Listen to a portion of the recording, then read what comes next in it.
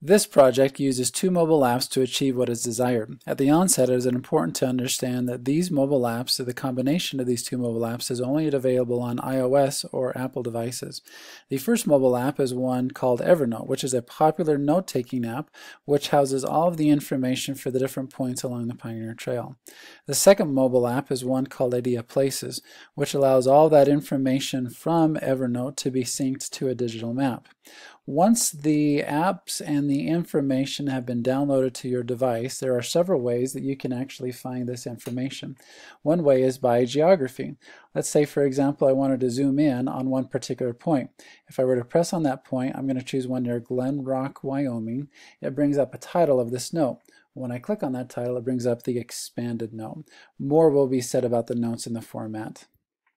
Another way to find this information is by using this over here. If I press on that little icon right there, it brings up all of the notes that are synced using Idea Places. For example, again, at this example, I'm just going to choose Deer Creek right there. If I press on Deer Creek, it brings up that expanded note. I don't have to have the note on my screen to be able to see it. For example, here's another one referred to as Dry Sandy. But that is not on my screen currently, but still I can access that information. Another way I can access that information is by actually going to the app Evernote. And again, I can find it by name. Here are all the notes that are associated with that. Here's that Deer Creek note. The only difference is that I'm accessing it this time through Evernote instead of Idea Places. Another way to actually do it is by searching, and in this case I'm going to search Deer Creek.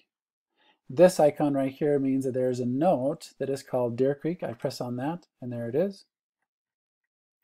Another way to actually do this, however, is by searching for a particular tag.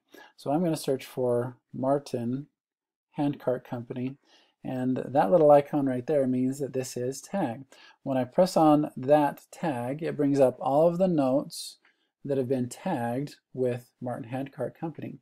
In other words, these different notes right here are places where we have record of the Martin Handcart Company, and that's part of where their story comes from.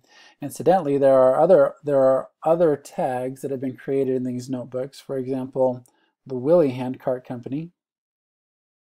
So then again, there are all the notes for the Willie Handcart Company. The 1847 Company.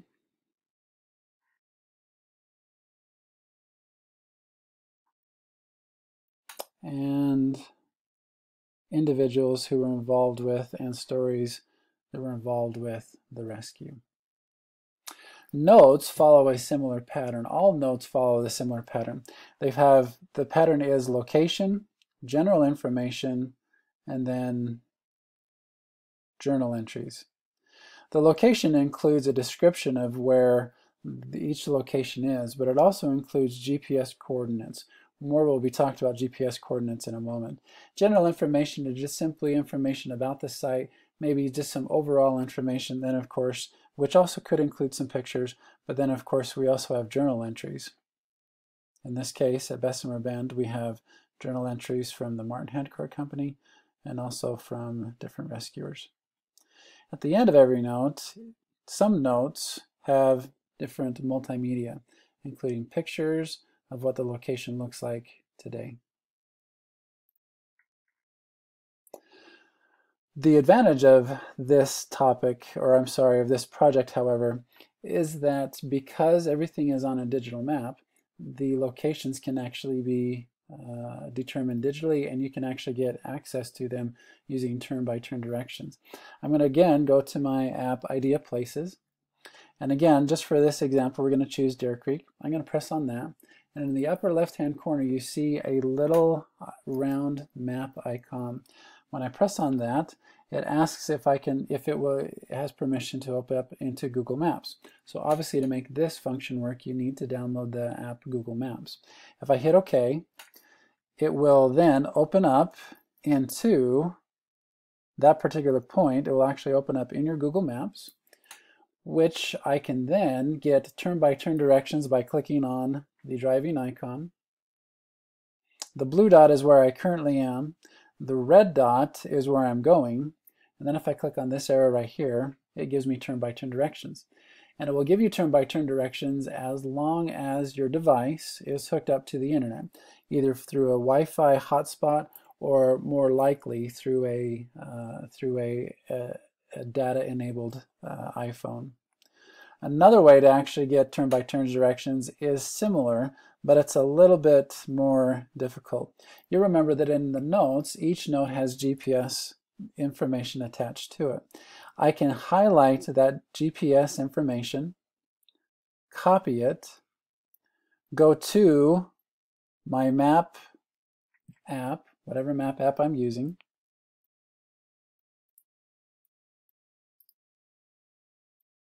search or copy and paste those GPS coordinates into my search, and there hit search. So for this example, this was Bessemer Bend. Those are the GPS coordinates for Bessemer Bend.